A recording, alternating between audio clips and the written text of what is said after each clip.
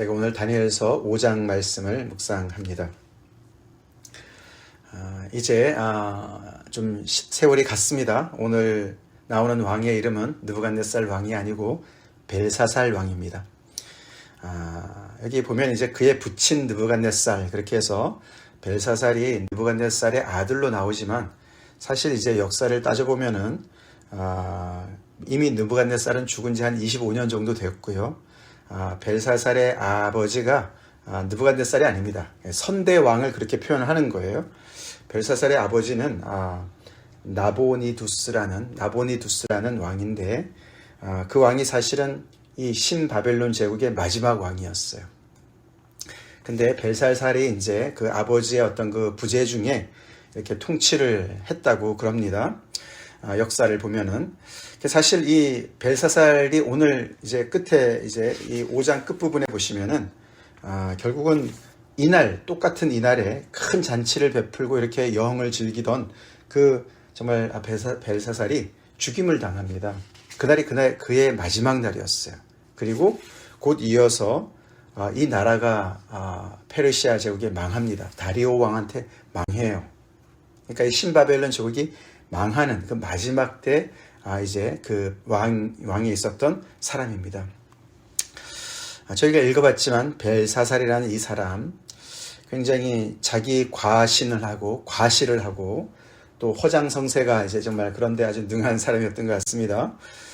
그래서 사실 그 선대왕인 느부갓네살 왕이 사실 조서를 내지 않았습니까?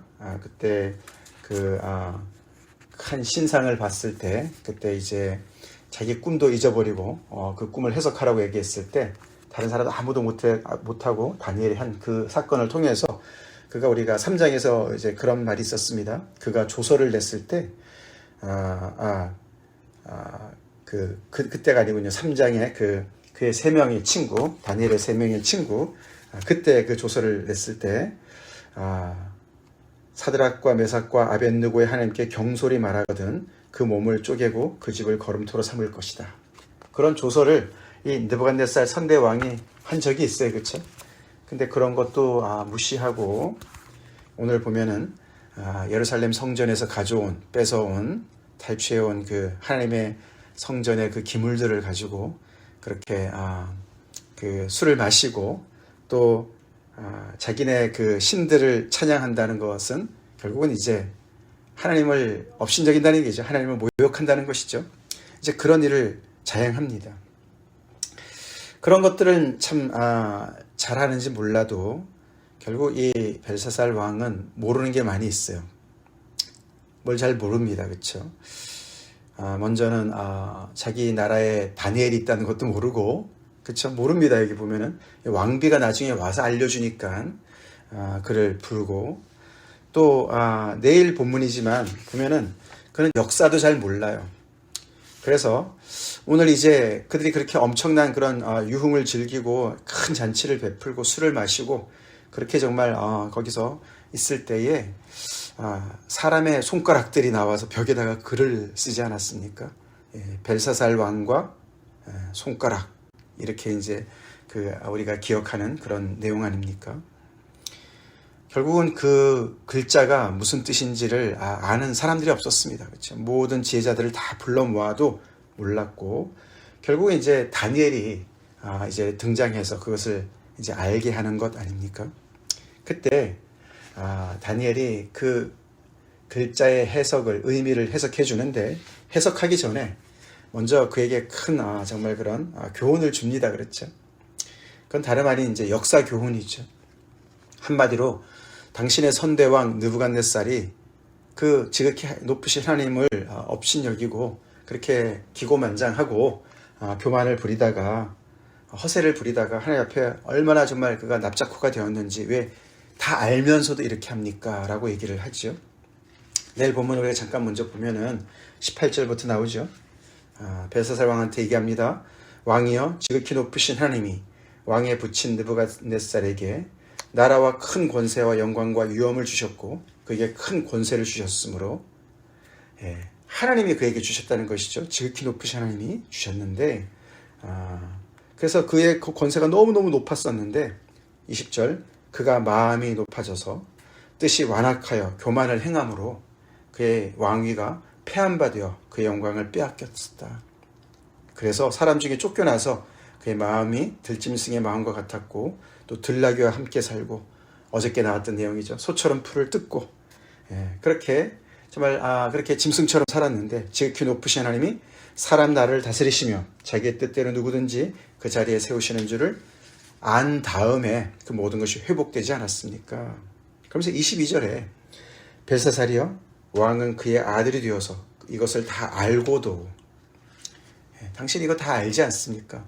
이거 불과 한 25년 전 이야기인데 왜 당신은 모릅니까? 20, 30년 전 이야기인데 다 알면서 아직도 당신이 이렇게 교만하여서 마음을 낮추지 아니하고 도리어 자신을 하늘의 주제보다 높이며 그의 성전 그릇을 왕이 앞으로 가져다가 왕과 귀족들과 왕후들과 후궁들이 다 그것으로 술을 마시고 왕이 또 보지도 못 듣지도 알지도 못하는 금은 구리, 쇠와 나무, 돌로 만든 신상들을 찬양하고 도리어 왕의 호흡을 주장하시고 왕의 모든 길을 작정하시는 하나님께는 영광을 돌리지 아니하였다 라고 다니엘이 그의 모든 그 무지를 일깨우는 이야기를 먼저 합니다.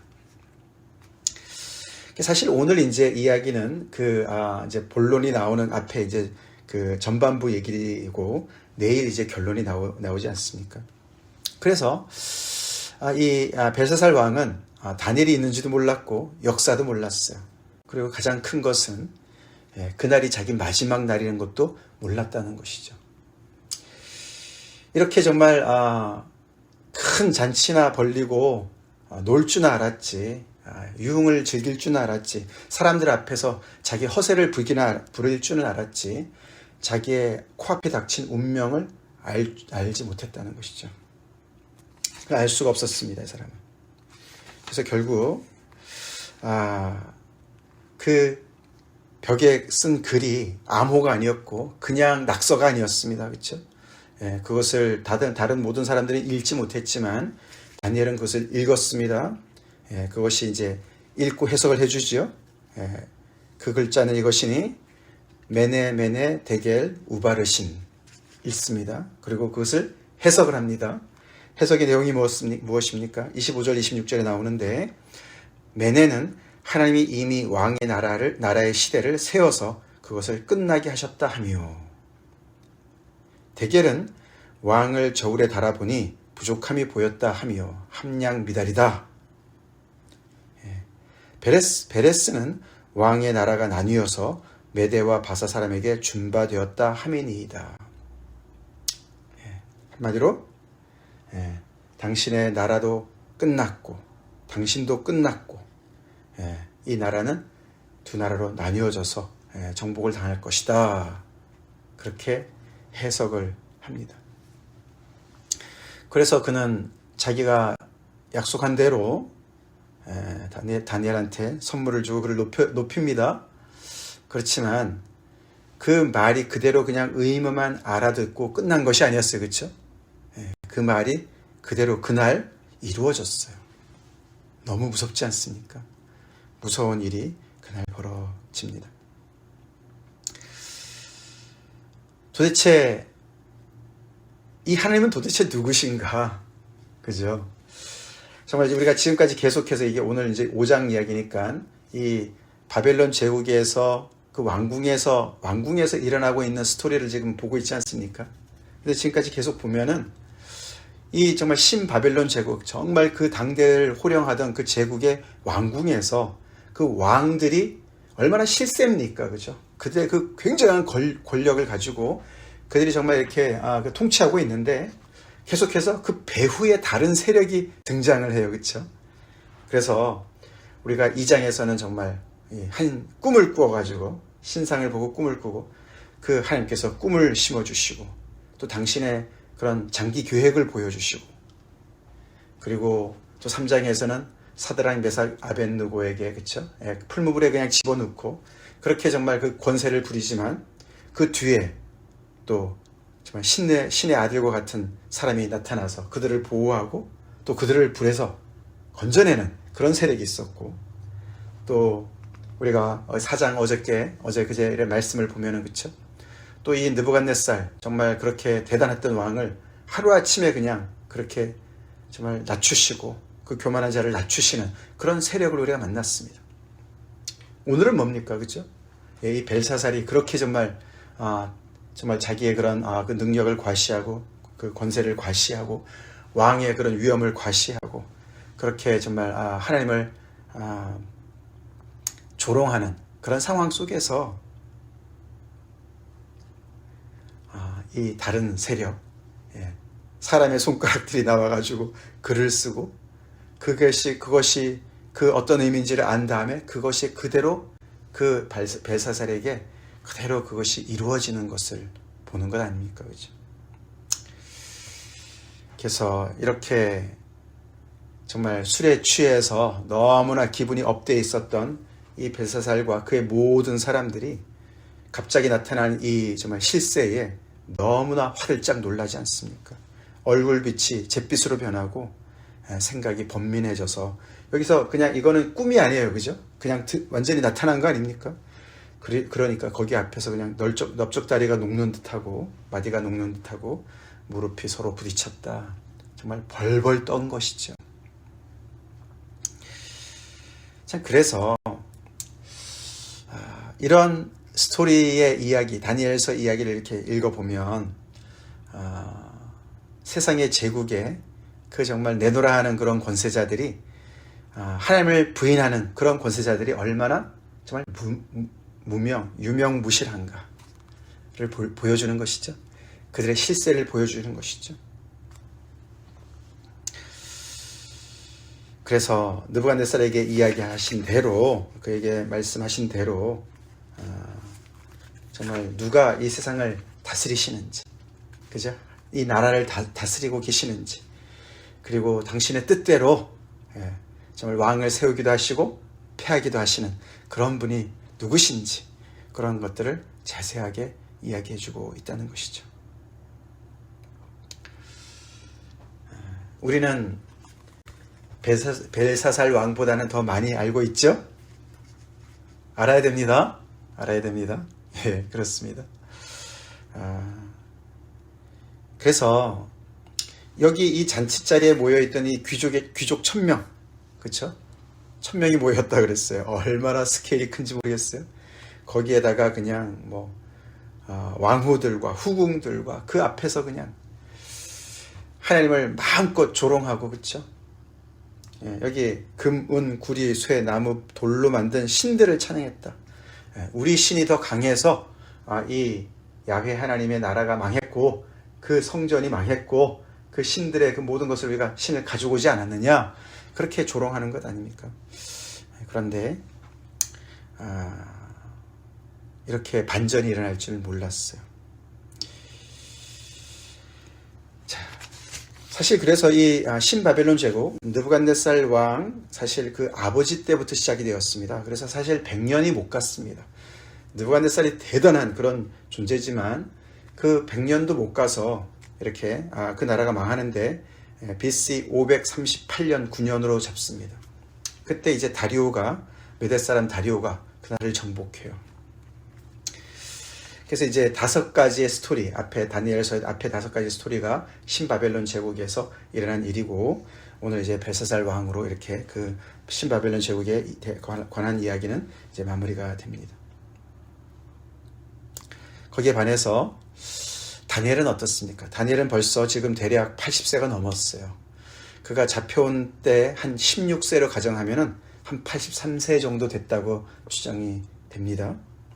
그런 다니엘. 지금은 어쩌면은 좀 이렇게 은퇴를 했는지 이 잔치자리에 오진 않았어요. 그렇죠?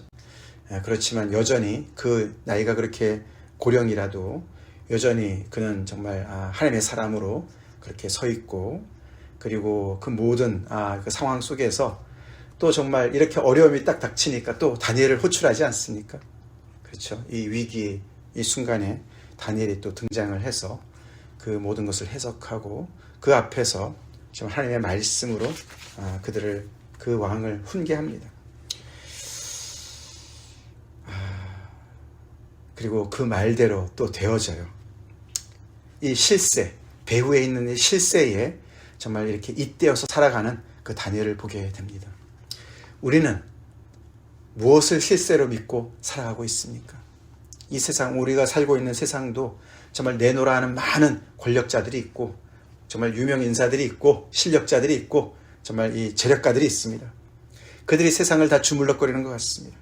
그러나 그 배후에서 여전히 당신의 그 계획을 가지시고, 장기 계획을 가지시고, 그의 뜻대로 결정하신 대로 일하시는 그 하나님을 우리가 믿고 살고 있습니까?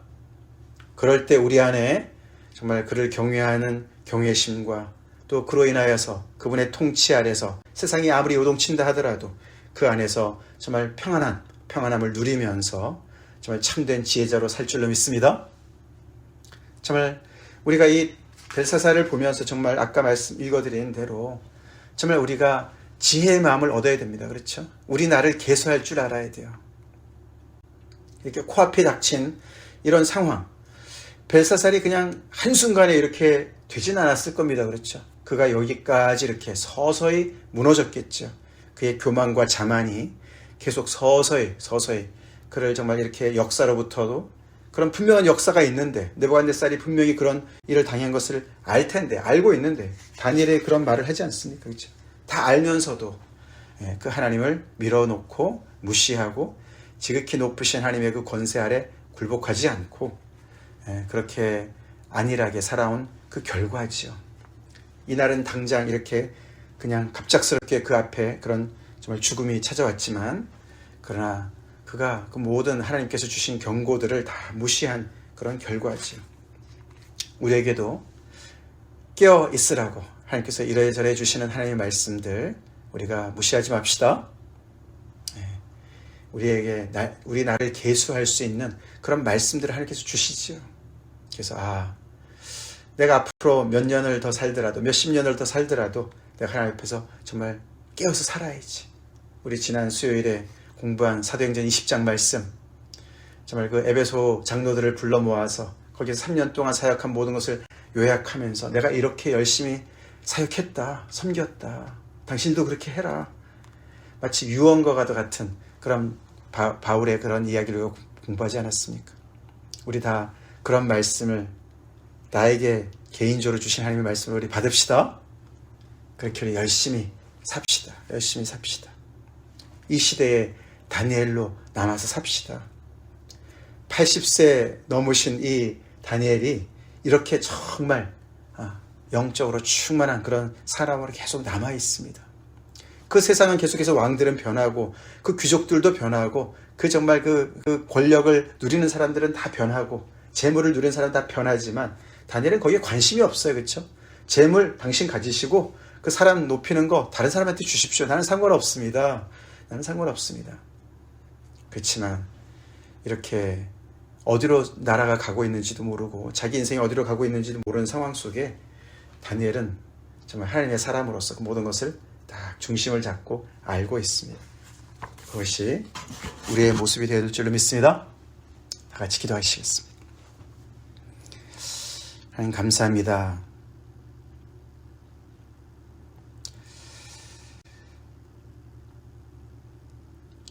오늘날에도 실세로 모든 세상을 주관하시고 다스리시는 하나님을 저희가 경외하기 원합니다.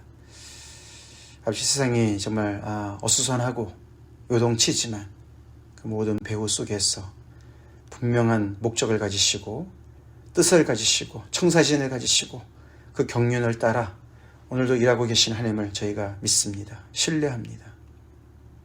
아버지, 저에게도 다니엘과 같은 그런 아버지 믿음을 주시고, 그래서 어디에도 요동치지 아니하고 시대를 분별하며 하나님의 백성으로 이 시대를 섬길 수 있는 저희가 되게 하여 주시옵소서. 행여나 벨사살같이 아버지 정말 무지해서 정말 중요한 것들을 알지 못해서 이렇게 정말 아버지 졸지에 자기 운명을 맞닥뜨리는 그런 자들 없게 하여 주시옵시고, 우리 교회가 껴있게 하여 주시옵시고, 우리 한 사람의 사람이 껴있게 하여 주시옵소서. 하나님의 말씀으로 기도로 껴있는 저희가 되게 하여 주시옵소서. 예수님을 받들어 간절히 기도 올립나이다. 아멘.